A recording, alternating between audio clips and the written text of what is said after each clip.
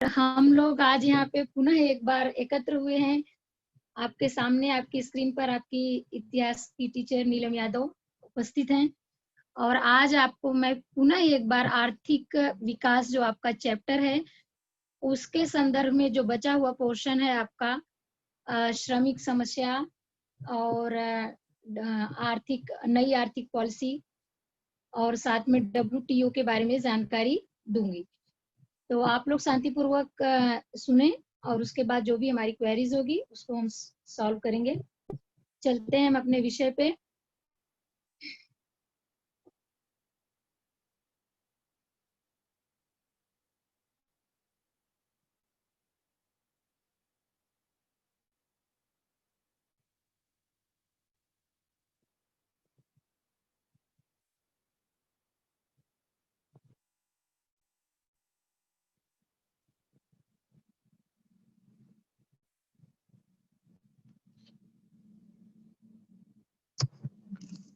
बृहद मुंबई महानगर पालिका शिक्षण विभाग की तरफ से आपको यह जो कुछ भी बताया जा रहा है वह काफी यूजफुल है। अगर आप सभी लोग ध्यान से विषय को सुनते हैं तो आपकी जो समस्या है जो है वो उसका समाधान निकलेगा। दूसरी बात यह जो हमारा समय चल रहा है तो इसके लिए निदान के तौर पर हम जो है ये हमारे पास मात्र उपाय है।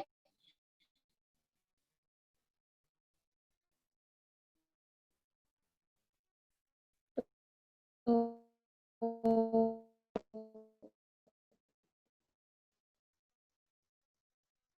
चलते हैं अपने विषय पे। आर्थिक विकास विश्व व्यापार संगठन बाकायदा दिया हुआ है और जो किस तरह से पढ़ाया गया था तो उसमें मैंने जो है आपके सामने प्रथम से लेकर के 5वीं पंचवर्षीय योजना तक आपको मैंने जानकारी दिया था। और उसके पश्चात आगे की जानकारी आपके है। तो अब हम लोग जो है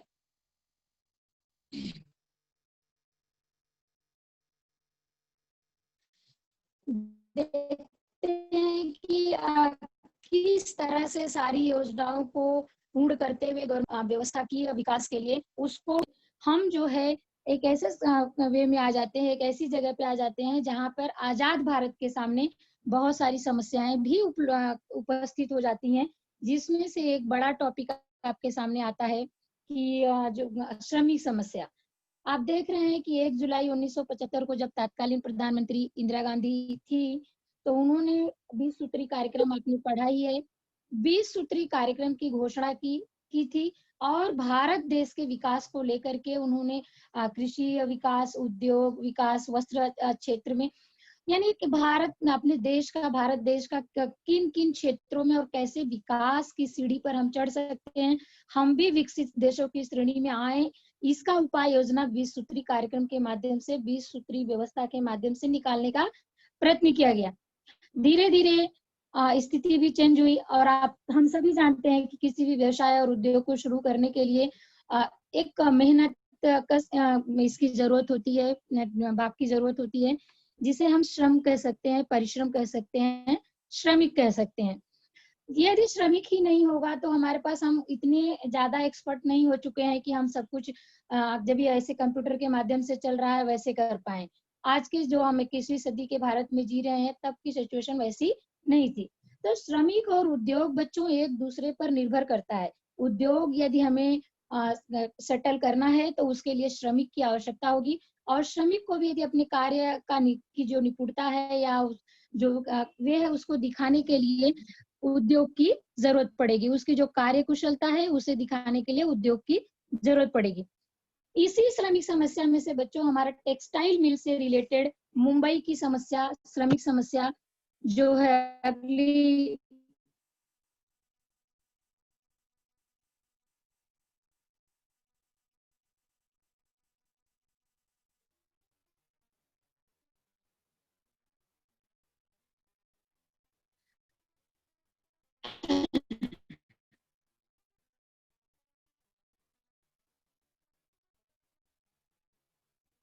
मुंबई में हम देख रहे हैं कि यह जो समस्या मैं आपको पढ़ा रही हूँ, यह जो है श्रमिकों की समस्या यानी कि यह टेक्सटाइल मिल्स से संबंधित है। कपड़ा मिलों में काम करने वाले जो कर्मचारी हैं उनसे संबंधित है। तो सबसे पहले हम थोड़ा सा देखेंगे कि मुंबई में प्रथम मिल 11 जुलाई 1851 यानी 1851 को कावस जी डावर के नेतृत्व में शुरू किया गया। मिल का शुरू करने का काम सर्वप्रथम मुंबई में महाराष्ट्र स्टेट में शुरू करने का काम कावस जी डावर को ही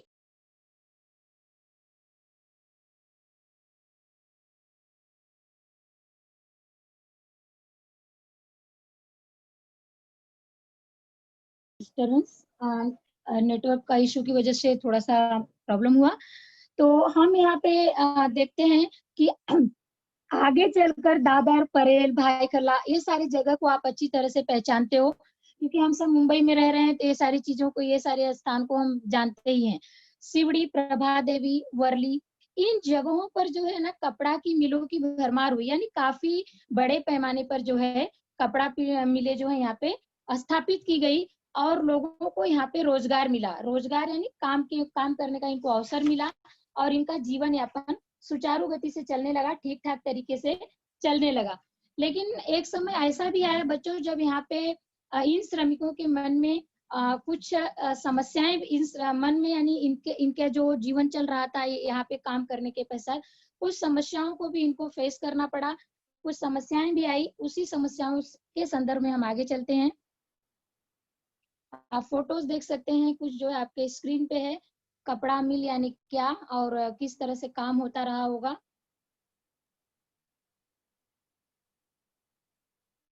स्त्री पुरुष सभी जो कार्य करने में सक्षम हैं और बड़े प्लांट यानी बड़े पैमाने पर यहाँ पे मुंबई को कपड़ा मिलों का हब कहा जाता था। साथ में गिरड़ गांव, इसको एक गिरड़ यानी कार्य करने का स्थल, गिरड़ गांव की संज्ञा भी दी गई। अब हम देखते हैं बच्चों कि श्रमिक समस्या जो हमने देखा, तो समस्याओं को काबू में लाने के लिए जैसे हमारे एक क्लास में एक मॉनिटर होता है, उसी तरह इनका भी नेतृत्व करने के लिए एक नेता सामने आए, क्योंकि इनकी कुछ डिमांड थी, इनकी कुछ मांग थी, जो मांग गवर्नमेंट की सरकार के द्वारा पूरी नहीं हो पा रही थी। काम करने के घंटे को लेकर हो सकती है, सैलरी को लेकर हो सकती है, या जो इनको और इम्पोर्टेंस मटेरियल काम करने के लिए वहां पे चाहिए था, वो सब की आपूर्ति नहीं हो पा रही हो।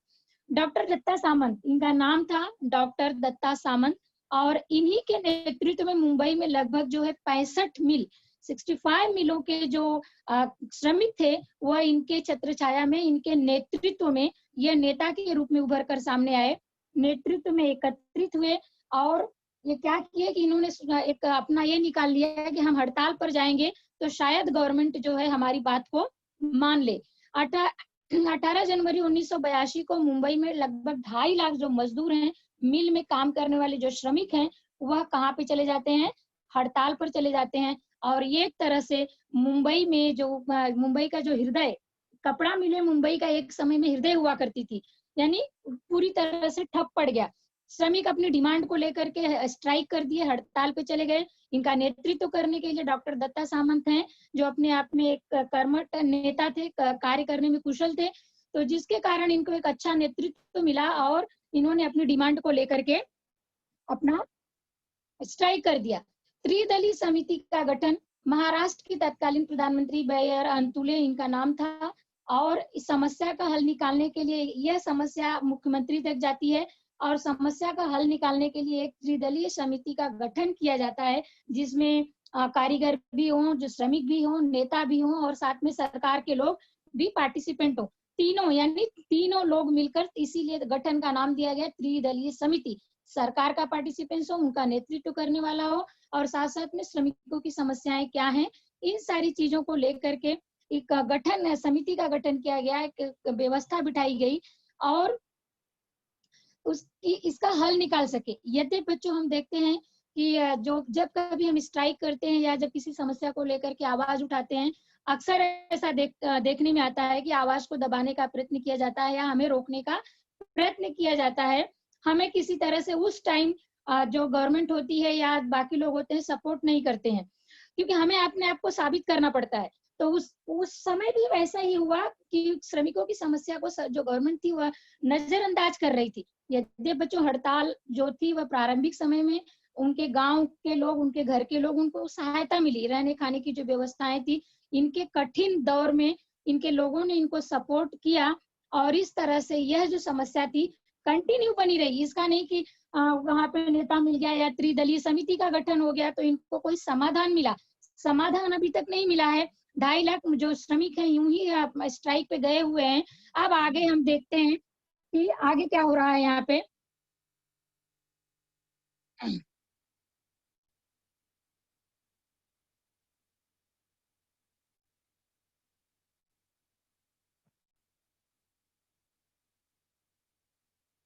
यह जो है अभी आपने अपनी स्लाइड पे देखा कि किस तरह से वो जो है काफी मजदूर हड़ताल को लेकर के पिक्चर्स मैंने आपके सामने अभी शो किया था कि किस तरह से यहाँ पे टेक्सटाइल मिल्स को लेकर के कितने बड़े पैमाने पर लोगों ने 2.5 लाख कहा जाए तो काफी है।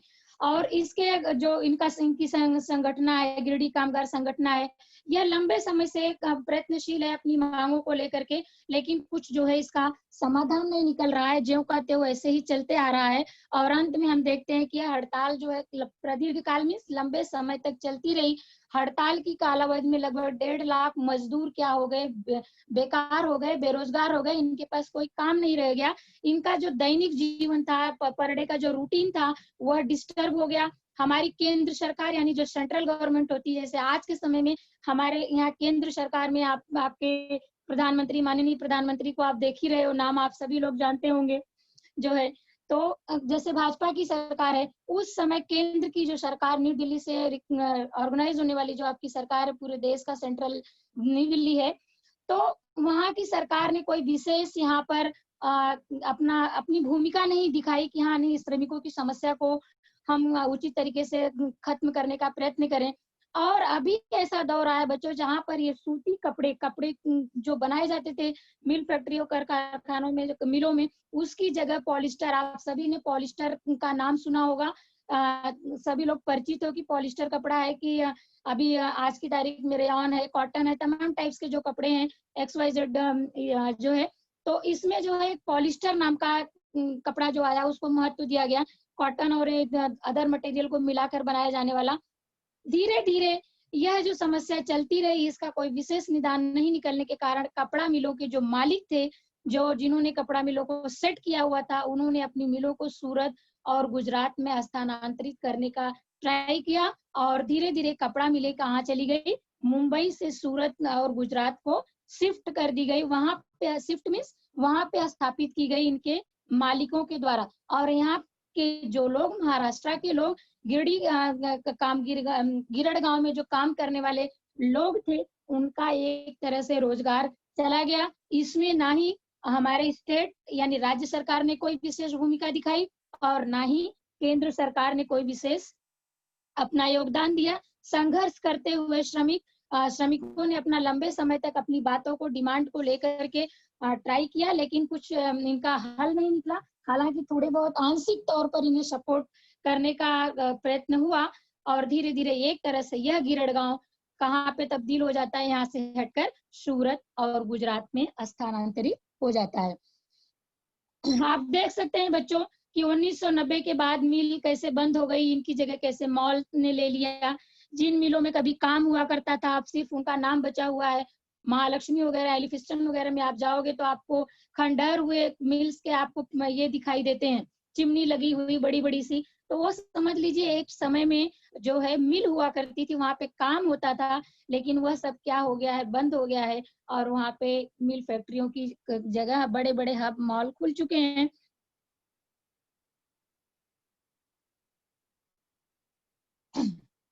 आपका एक अगला इम्पोर्टेंट टॉपिक आ जाता है नई आर्थिक नीति 1991, नई आर्थिक नीति 1991।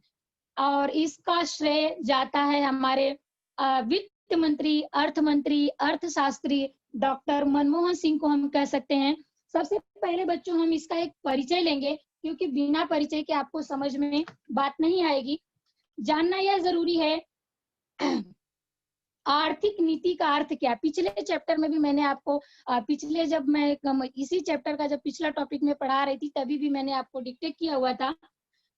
आर्थिक नीति का संबंध बच्चों उस उपाय योजना से है या उस नए प्रयोग को से है जिससे अर्थव्यवस्था को अधिक कुशल, प्रतियोगी एवं विकसित बनाया जा सके। यानी हमारी जो अर्थव्यवस्था है, यानी भारतीय अर्थव्यवस्था को हम क्या करें, अधिक कुशल बनाएं, प्रतियोगिता में पार्टिसिपेट करने लायक बनाएं, विकसित बनाएं। वर्ल्ड लेवल पर जो हमारी कंट्रियां हैं, पूरे विश्व का जो मानचित्र है उस पे भी भारत उभर कर आए, भारत सामने दिखे। इसके लिए हम एक ऐसी नीति का अवलंबन करने वाले हैं जिसमें यह सारी चीजें क्या हैं, सम्मिलित हों, मिली हुई हों। और इसीलिए हम कह सकते हैं बच्चों अपने शब्दों में, वह उपाय योजना जिनका प्रयोग करके किसी अर्थव्यवस्था को अधिक कुशल, प्रतियोगी एवं विकसित बनाया जाए, उसे ही हम क्या कहेंगे। आर्थिक नीतियां बहुत सारी बनी, लेकिन इस आर्थिक नीति ने भारत की दिशा को बदल दिया। आज जिस हम भारत को देख रहे हैं उसकी शुरुआत यहाँ से ही हुई थी। आधुनिक भारत के इतिहास में बच्चों हम कह सकते हैं यह जो समय था 1991 का, यह बहुत ही महत्वपूर्ण समय हम कह सकते हैं, कारण यहाँ से ही कुछ नया हमें देखने को मिला है। इसके पहले इंदिरा गांधी, चंद्रशेखर जी को देखते हैं, और तमाम जो राष्ट्र के लिए नए काम करने वाले जो और लोग रहे हैं जो है, उनको भी हमने देखा, लाल बहादुर शास्त्री जी को देखा। और इस तरह से जो है हम जो है यहाँ पे विश्वनाथ प्रताप सिंह को देखा। ये सारे हमारे जो प्रधानमंत्री होके गए, लेकिन ये पीवी नरसिंह राव के समय में और मनमोहन सिंह के नेतृत्व से जो नई आर्थिक नीति आई, उसने भारत देश की दिशा ही बदल दी। 10वें लोकसभा चुनाव के पश्चात केंद्र में पीवी नरसिंह राव प्रधानमंत्री पर नियुक्त किए गए और तत्कालीन वित्त मंत्री डॉक्टर मनमोहन सिंह के सहयोग से भारतीय अर्थव्यवस्था में मौलिक परिवर्तन करते हुए विश्व स्तर पर अर्थव्यवस्था को जोड़ने का प्रयत्न किया गया। विश्व स्तर पर अर्थव्यवस्था को जोड़ने का प्रयत्न क्यों किया गया? क्योंकि बच्चों 1990 के दरमियान में आर्थिक जो संकट हमारे सामने उत्पन्न हुआ, ऐसा समय था कि हमारे पास विदेशी जमा भंडार जो था, जो हमारे पास मुद्रा थी, जो हमारे पास पैसा था, वह हमें खर्च करना पड़ा। कारण विदेशों में तेल की बढ़ती कीमतों के कारण अब हमारे पास कुछ ऑप्शन नहीं था, क्योंकि हमारे पास एडवांस में कुछ जमा नहीं था, गवर्नमेंट के पास कुछ भी बचा हुआ नहीं था। और 1980 के दशक में भारतीय जो व्यवस्था थी, आर्थिक व्यवस्था थी, उसका कुशल रीति से अच्छी तरीके से प्रबंधन नहीं किया गया। फॉर एग्जाम्पल, जैसे हमें अपने घर को चलाने के लिए हमारे घर की जो इनकम होती है, हम उसे अगर ठीक तरह से मैनेज करके नहीं चलते हैं तो अंत तक 30 डेज कंप्लीट होने के पहले व्यवस्था क्या होती है, गड़बड़ हो जाती है, बिगड़ जाती है और कंप्लेंट का स्टार्ट हो जाता है। तो सेम उसी तरह से बच्चों देश के परिप्रेक्ष्य में भी हुआ कि यदि 1980 के दशक में हम संपूर्ण देश की अर्थव्यवस्था का सकुशल प्रबंधन किया गया होता तो शायद यह समस्या नहीं आती। विदेशी मुद्रा की कमी, भुगतान शेष करने के लिए, यानी कोई चीज हम खरीद करते हैं तो हमारे पास मात्र 15 डेज का पैसा बचा हुआ है, मुद्रा बची हुई है उसका कीमत को चुकाने के लिए। तो इस तरह से यह सारी परिस्थितियों के कारण एक ऐसा माहौल बन गया जिससे भारत देश की अर्थव्यवस्था पूरी तरह से चरमरा गई, पूरी तरह से बिगड़ गई। अब इसके कुशल प्रबंधन के लिए हमारे अर्थशास्त्री माननीय डॉक्टर मनमोहन सिंह आपके स्क्रीन पे हैं। अब इनको हम देखते हैं कि इन्होंने क्या परिवर्तन किए। क्या थी नई औद्योगिक नीति, नई आर्थिक नीति, क्या थी औद्योगिक नीति आप देख रहे हैं जिसने बदल दी भारत की अर्थव्यवस्था को। 1990 के दशक में भारत सरकार ने आर्थिक संकट से बाहर आने के क्रम में अपने पिछले आर्थिक नीतियों से विचलित और निजीकरण की दिशा में सीखने का फैसला किया और अपनी नई आर्थिक नीतियों को एक के बाद एक घोषित करना शुरू किया। आगे चलकर इन नीतियों के अच्छे परिणाम देखने को मिले और भारत के आर्थिक इतिहास में ये नीतियां मील का पत्थर सिद्ध हुई। उस समय पीवी नरसिंह राव, भारत के प्रधानमंत्री थे और मनमोहन सिंह वित्त मंत्री थे।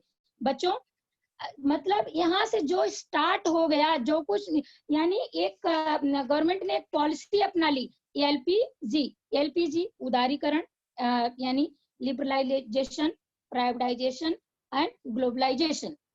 लिबरलाइजेशन उदारीकरण, प्राइवेट संस्था आप जानते हो निजीकरण, ग्लोबलाइजेशन जिसे जो है एक ग्लोबलाइजेशन पूरे भारत को पूरे विश्व स्तर पर जैसे सारे लोग व्यापार और व्यवसाय कर रहे हैं उसके साथ में जोड़ना।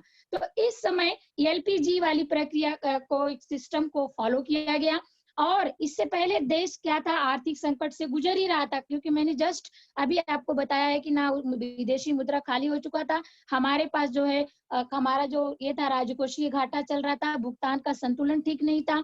और इसी के कारण आप जो है ये गवर्नमेंट ने इन तीनों चीजों को महत्व देते हुए, एलपीजी की बात को महत्व देते हुए उदारीकरण, निजीकरण एंड वैश्वीकरण को इम्पोर्टेंस दिया। और इसी के कारण यह नीति अपने आप में महत्वपूर्ण है, क्योंकि भारत देश अब जो बंद प्रक्रिया थी, हमने क्या फॉलो किया, 1947 में जब हमारा देश आजाद हुआ तो हम उपनिवेशवादी प्रक्रिया जो था हम अनुभव लिए थे। हमारा देश उपनिवेश बना था, किसका, ब्रिटिशों का। तो हमें इसके परिणाम स्वरूप हम पे असर क्या हुआ कि हम विश्व के किसी भी कंट्री के साथ ज्यादा इन्वॉल्व नहीं हो रहे थे, हम सिर्फ अपना विकास करने में प्रयत्नशील थे। लेकिन ये पॉसिबिलिटी नहीं बनती, हमें सबके साथ अगर हम जाते हैं, सबके ज्ञान का, जैसे आपके साथ में कोई क्लास में बच्चा है, उसको नॉलेज है, तो आप उसके साथ विचार विमर्श करोगे तो आपको ज्यादा अच्छी जानकारी होगी। सेम बच्चों वहां पे भी है कि यदि भारत किसी देश से जुड़ेगा ही नहीं तो उसका डेवलपमेंट कैसे होगा, पॉसिबल नहीं हो पाएगा। तो इसके लिए क्या है, बंद अर्थव्यवस्था जिससे हमने क्लोज कर रखा है, मुट्ठी में पकड़ रखा है, अब उसे क्या करना है, खोल देना है। और यही थी आपकी न्यू आर्थिक पॉलिसी।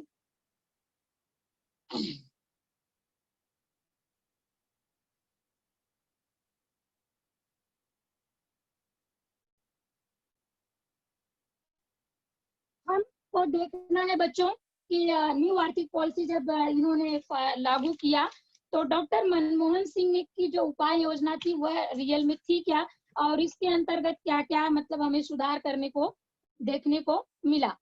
जो है पीवी नरसिंह राव की सरकार में डॉक्टर मनमोहन सिंह वित्त मंत्री के पद पर, मैं जस्ट आपने अभी देखा है, देश की खराब आर्थिक स्थिति को सुधारने हेतु त्रुटि सुधार उपाय योजना, करेक्टिव मेजर्स बनाया गया।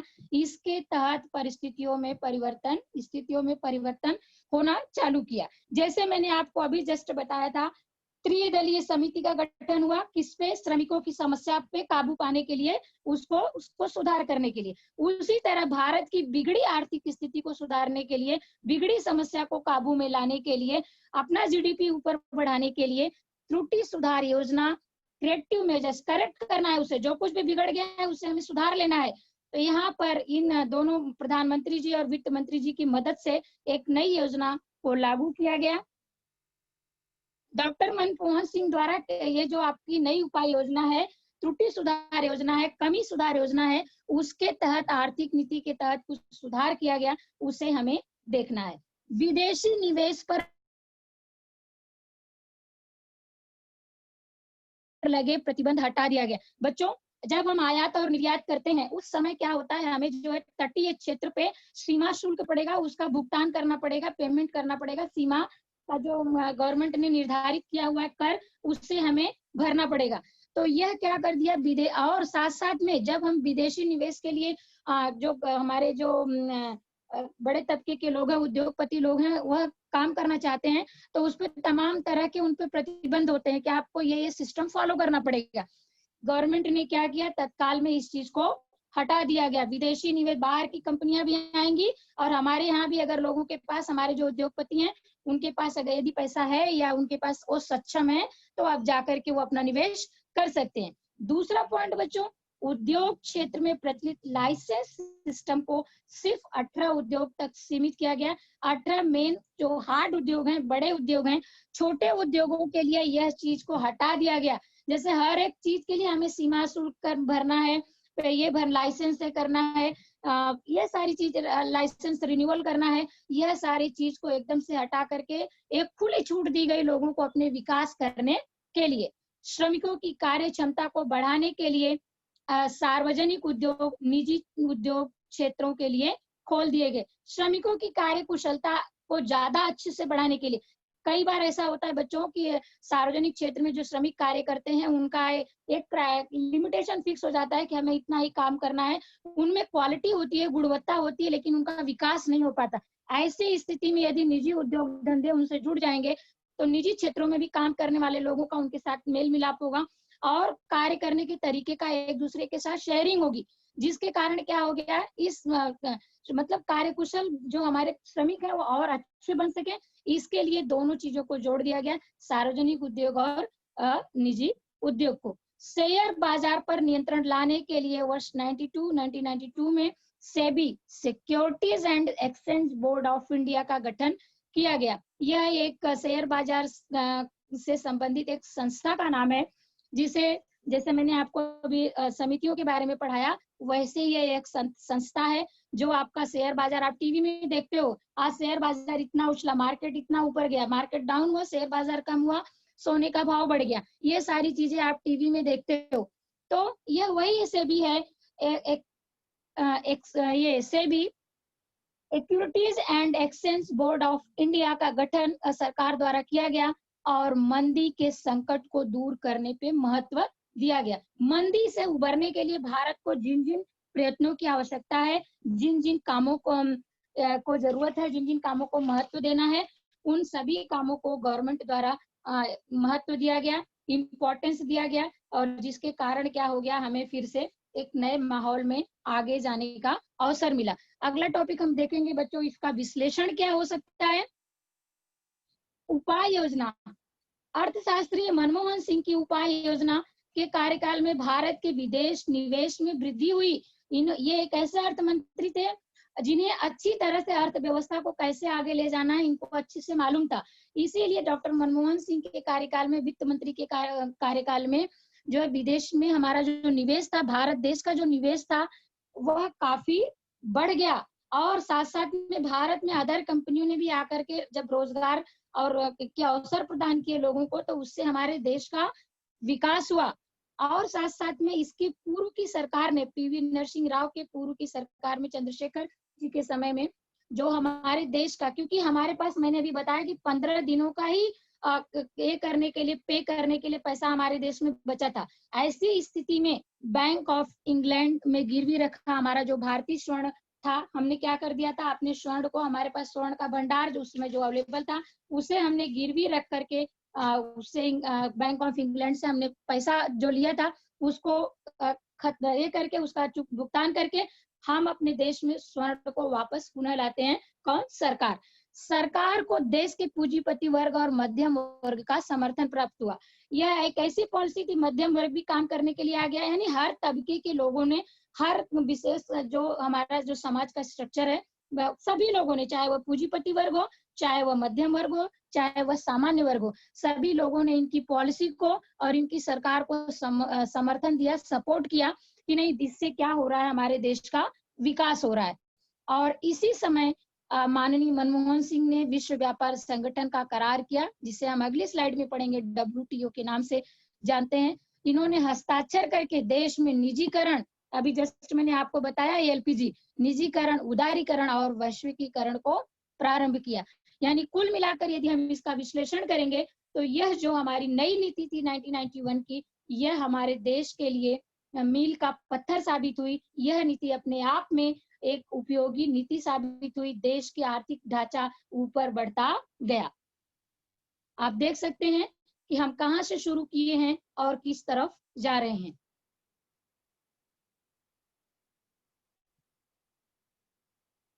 अगला टॉपिक बच्चों हम आ जाते हैं, विश्व व्यापार संगठन 1995 भारत WTO की सदस्यता को स्वीकार करता है।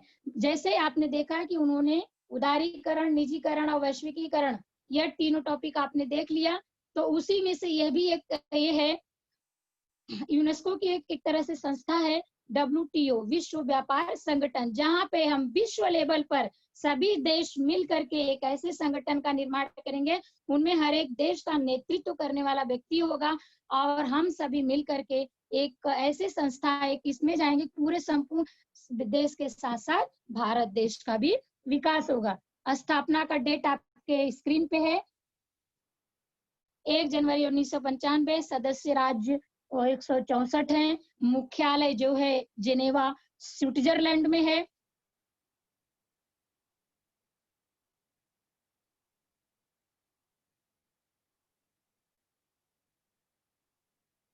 यह वैश्विक स्वतंत्र निकाय है। IMF विश्व बैंक की तरह यह संयुक्त राष्ट्र से संबंध नहीं है। कहने का मतलब यह मुक्त संगठन है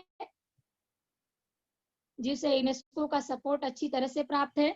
हम इसको देखते हैं, विश्व व्यापार संगठन के क्या उद्देश्य हो सकते हैं, जहां पे सभी देशों के प्रतिनिधित्व करने के लिए प्रतिनिधित्व के तौर पर आप ले सकते हैं, उनके वित्त मंत्री हो सकते हैं, विदेश मंत्री हो सकते हैं, उनके प्रधानमंत्री हो सकते हैं, कोई भी हो सकता है। अलग अलग देशों के बीच चलने वाले व्यापार को बंधन रहित बनाना, अलग अलग देश के जो बीच में व्यापार ऐसा नहीं कि जो हमारे देश का व्यापार श्रीलंका के साथ चल रहा है तो सिर्फ श्रीलंका के साथ ही चलेगा, नहीं।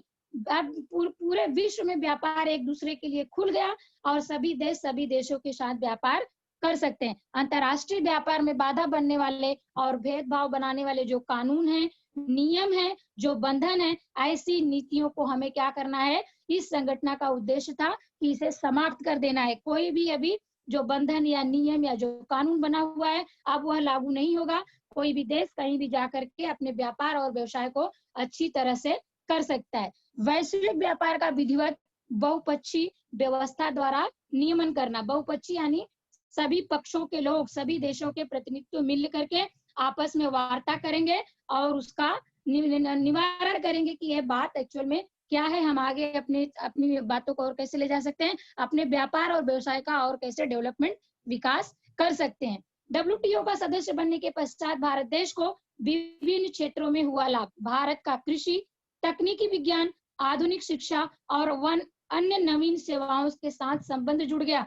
हमने और डेवलपमेंट किया। जो हम पढ़े वाला जो सिस्टम आप देख रहे हो, ये वहीं से 91 की जब पॉलिसी हमारे देश में आई तभी से सभी को शिक्षा के ज्यादातर अवसर उपलब्ध कराना है, कृषि की गुणवत्ता को और सुधारना है, ज्यादातर खाद और जो मशीनरियां हैं और हमें बढ़ाना है, तकनीकी विज्ञान को प्रोत्साहन देना है, भारत में बिजली के और बहुत सारे प्लांट्स हमें लगाने हैं, जल का अच्छी तरह से व्यवस्थापन करना है, बड़े बड़े बांध बना करके नहरों के माध्यम से सिंचाई की व्यवस्था, परिवहन जिसे हम बोलेंगे आवागमन के साधन, सड़कों का, रेल मार्गों का और ज्यादा अच्छी तरह से विकास करना है। स्वास्थ्य सेवाओं की बड़ी शीघ्रता से व्यापारीकरण हुआ, निजी कंपनियां आ गई इसमें। अब जैसे आप रिलायंस टाटा को आप अपने देश में ही देखते हो, तो ऐसी सारी कंपनियां आ गई और इन कंपनियों ने अपना पैसा लगा करके, पूंजीपति वर्गों ने अपना पैसा लगा करके देश के विकास में एक बड़ा योगदान दिया।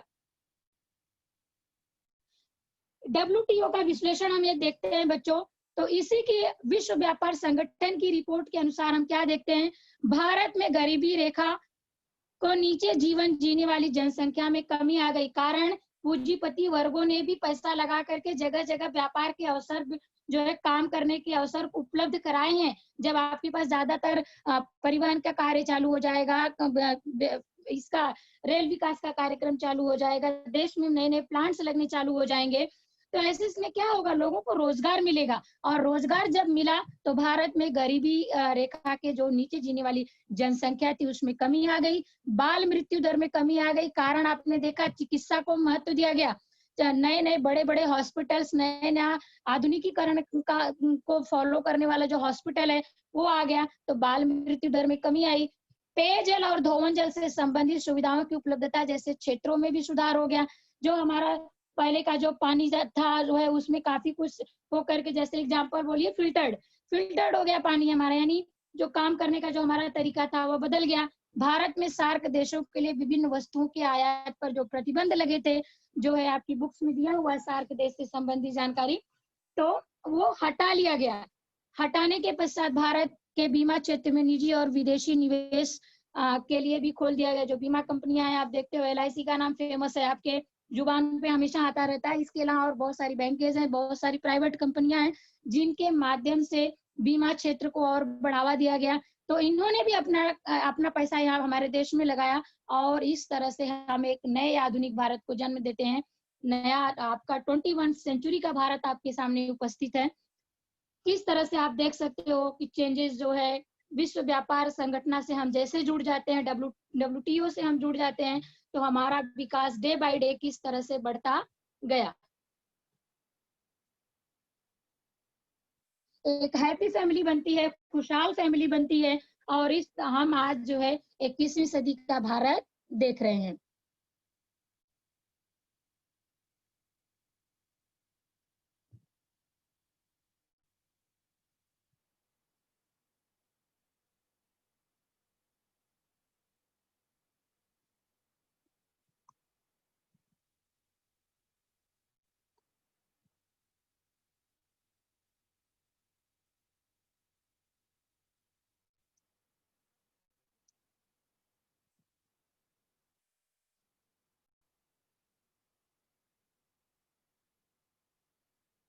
किसी का कुछ सवाल हो तो पूछते रहिए, थोड़ा सा ये बैक नहीं हो रहा है, मोबाइल देख रही हूँ।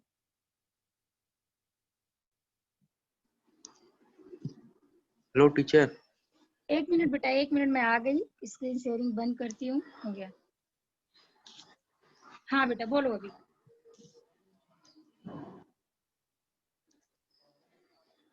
टीचर, WTO का सदस्य बनने के पश्चात भारत देश को विभिन्न क्षेत्रों में लाभ कौन से हुआ?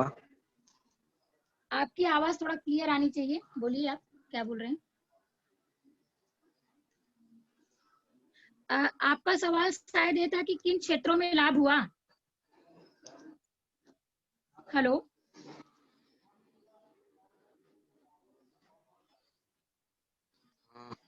हेलो बेटा, अपना क्वेश्चन पूछिए बेटा।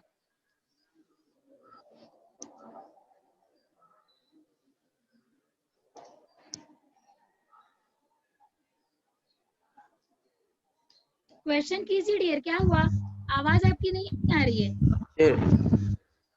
WHO का जब भारत सदस्य बना तो कौन सा लाभ हुआ भारत को?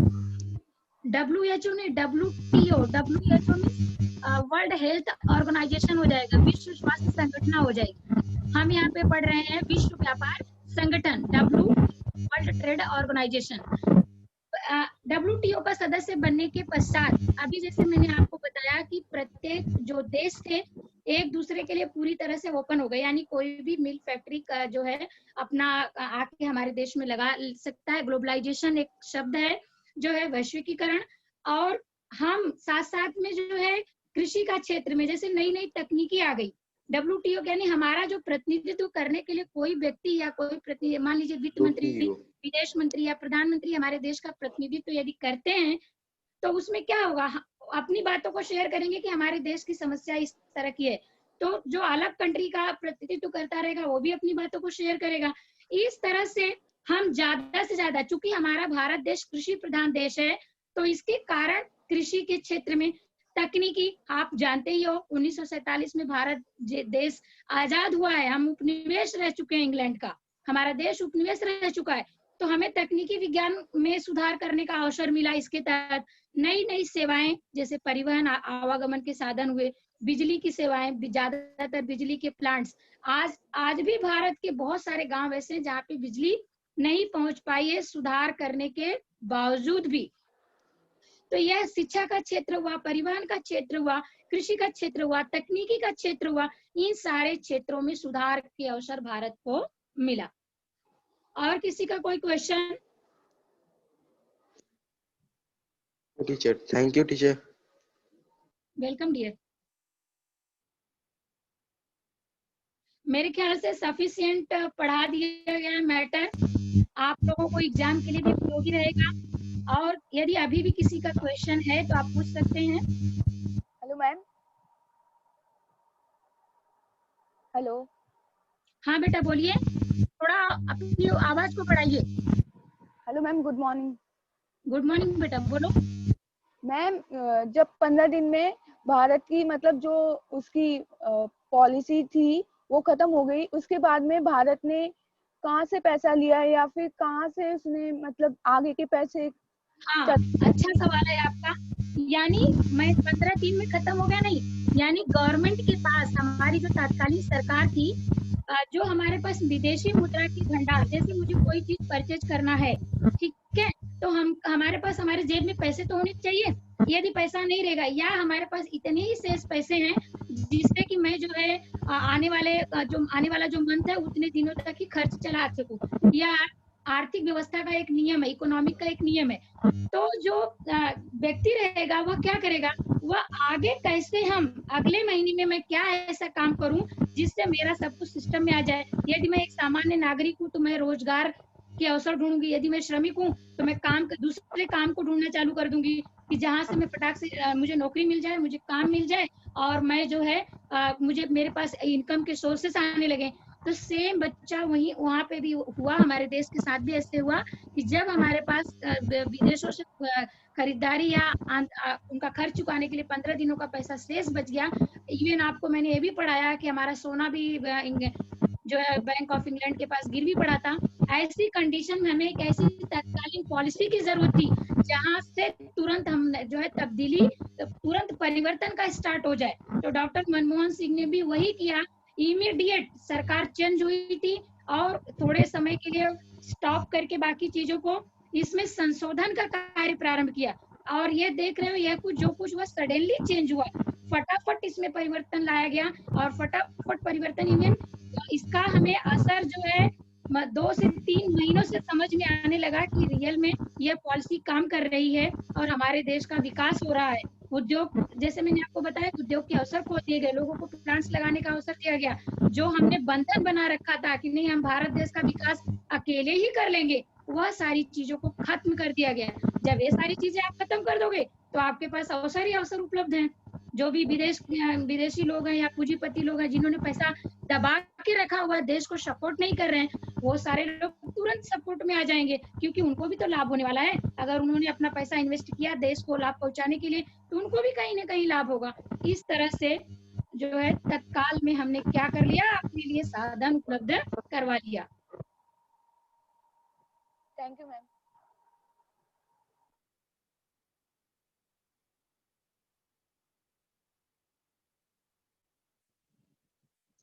आप में से किसी का कोई और क्वेश्चन है क्या, या लीव किया जाए? सर